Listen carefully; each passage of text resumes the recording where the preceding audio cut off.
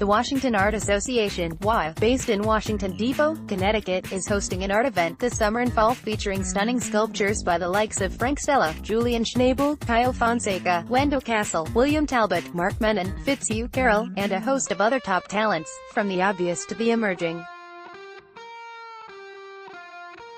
Curated by WA trustees Mark Mennin and Barbara Talbot, the sculpture walk, held from July 14 to November 1, is organized by the Washington Art Association.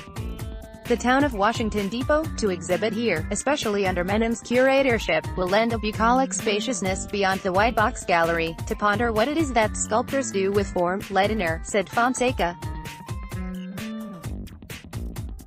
This bucolic little corner of Connecticut has always drawn an eclectic, creative crowd of writers, artists, musicians, and architects.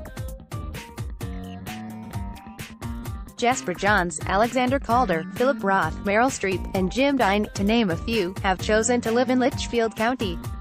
Intersecting Ellipses by Arthur Carter. What's the most beautiful place 2 hours outside of New York? The compass pointed to Litchfield County, explains Mennin. Unlike the Hamptons, where you know everybody the first week you get there, people here are finding their properties in a beautiful landscape, coming up for air once in a while to be social, he says.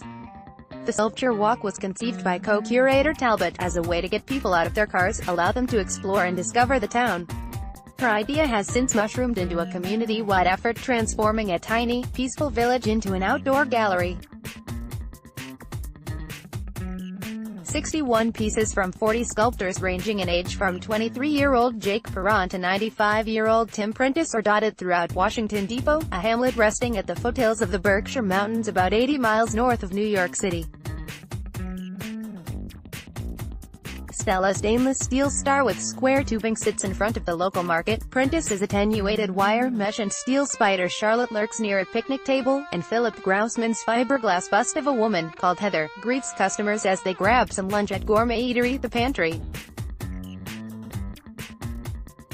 The show will include everything from Perron's vast earthwork in Titus Park to Mary Adams's petite bronze beauty after the bath. Heather by Philip Grousman.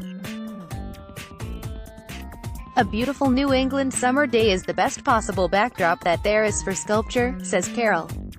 Fellow sculptor Fonseca agrees. I recently visited Mark Mennin's studio with its vast array of suggestive stones. After lunch he showed me his hills and lakes and the winding roads that carve and ride the landscape. An exhibition of works here cannot help but be in dialogue with the enveloping air. This meandering walk through carved stone, marble, and granite in cool northwest Connecticut makes the perfect excuse to get out of town and see art in the fresh air this summer. The schedule will be packed with pop-up events, beginning with a large opening party on Saturday, July 14, an undulating dance performance by Momix, talks by Mennin and Karol, and guided art tours. For those who want to take a piece of the show home with them, WA is hosting an exhibition, Maquette the Art of the Model, in which maquettes by several sculptors in the sculpture walk will be shown and available for sale.